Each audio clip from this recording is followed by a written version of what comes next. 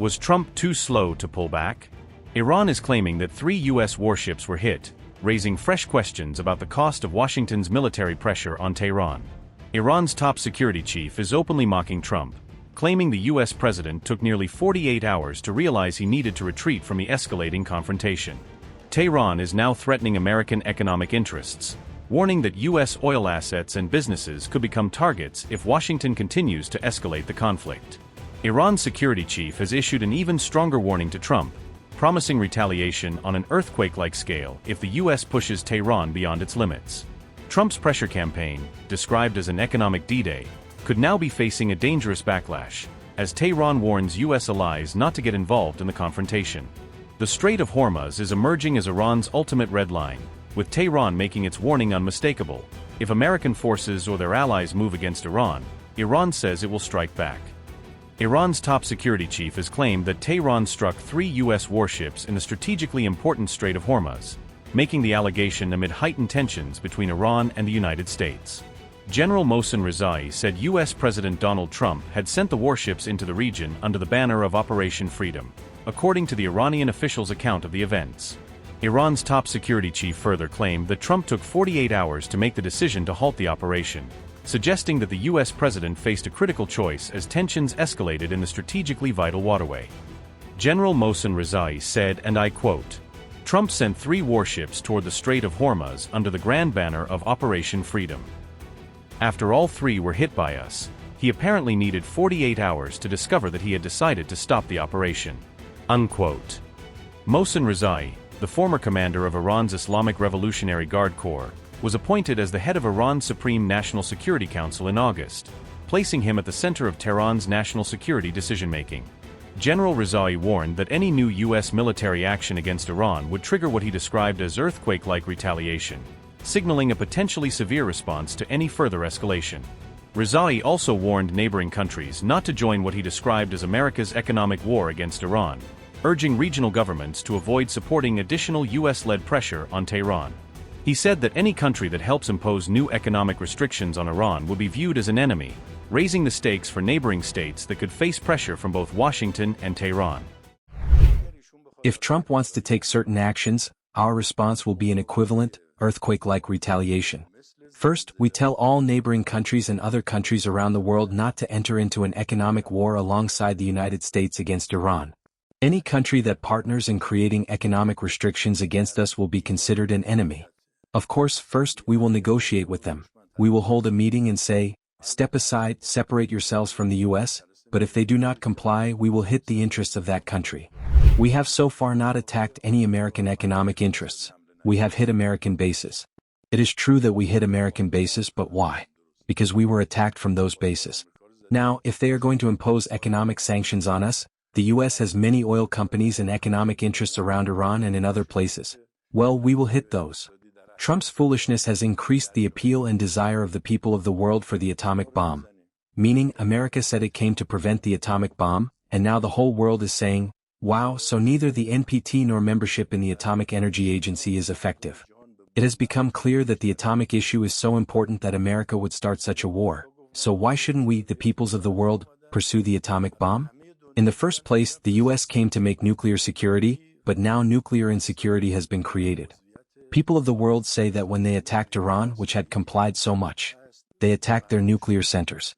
Why shouldn't we build a bomb so that no one can attack us? On the other hand, they realize that if they have an atomic bomb, it is cheaper and more effective than hundreds of F-35s and many associated costs. Well, now there is enthusiasm. Mr. Trump has created an enthusiasm for attacking Iran's nuclear sites. Many countries are now pursuing this. They have actually removed the control of the Atomic Energy Organization over the world. Well, wasn't that foolish? We have agreed with Oman already on the transit path, but the joint statement is not yet ready. However, we have agreed on the path. I advise the Americans not to deploy any additional forces. If they add forces, we will strike that very base. If they make any movement along the southern route of Strait of Hormuz, we will hit them. Any meeting they hold, if we discover it, if they are meeting with counter-revolutionary groups somewhere, we will strike that location. Therefore, it is not that we are staying silent. We are not silent, but currently our attacks are entirely calculated.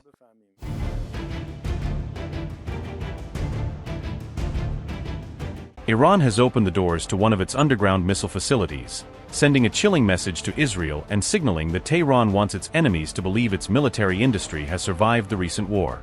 Iranian state television aired footage of a senior military official visiting an underground defense complex, offering a rare glimpse into facilities that Tehran has deliberately kept hidden from foreign intelligence and public view.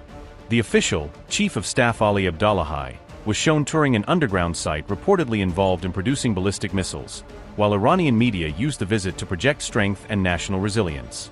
Abdullahi claimed that Iran's missile production has increased significantly over the past year, although the precise scale of that production, and the condition of the country's remaining military infrastructure, cannot be independently verified.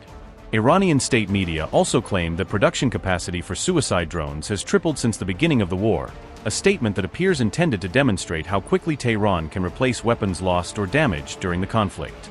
Israeli defense officials are reportedly shocked by the speed of Iran's military recovery, particularly because Israeli assessments had suggested that Tehran's weapons industry would require years to rebuild. According to reporting in the Jerusalem Post, Iran is restoring critical military capabilities far faster than Israeli planners expected, focusing its limited resources on missiles, drones, launchers, and other strategic systems rather than rebuilding every part of its defense industry at once.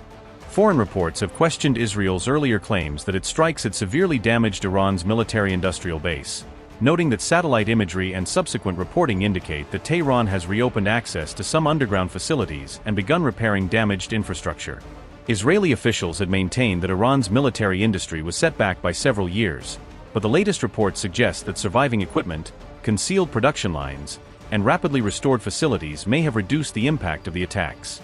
4 months after the war ended, Israel is reportedly observing a rapid Iranian military recovery, with Tehran concentrating on the capabilities it considers most important for deterring or retaliating against future attacks. United States stated that 38 days of Operation Epic Fury generated more than 10,200 sorties, 13,500 strikes and 1,450 attacks on Iran's weapons manufacturing facilities.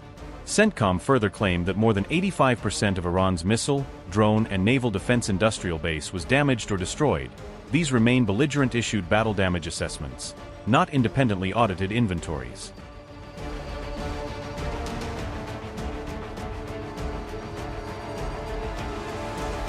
Iran's security chief threatened earthquake-like retaliation against Trump, according to Iran International. Mohsen Rezaei warned that Iran would strike back if Trump took further military or economic action against Tehran. He also warned Iran's neighboring countries against joining Washington's economic campaign, saying cooperation could make them targets. Mohsen Rezaei said, and I quote, "We tell all the countries around us not to join the United States in its economic war, otherwise we will consider them enemies. We are not seeking to expand the war, but if countries around Iran cooperate with the Americans in the economic war, we will strike their interests. If countries around Iran cooperate with the Americans in the economic war, not a drop of oil will leave through the Strait of Hormuz, and we will also target other routes through which oil is exported." Unquote. Rezaei also called for changes to Iran's diplomatic approach, citing what he described as repeated U.S. breaches of previous commitments.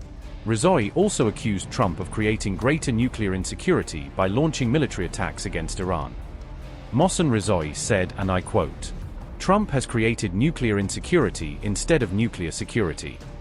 Iran has accepted all international safeguards, has complied with them, is a member of the NPT, and has agreed to inspections. Iran is the only country that is ahead of all other countries in its commitment to nuclear regulations."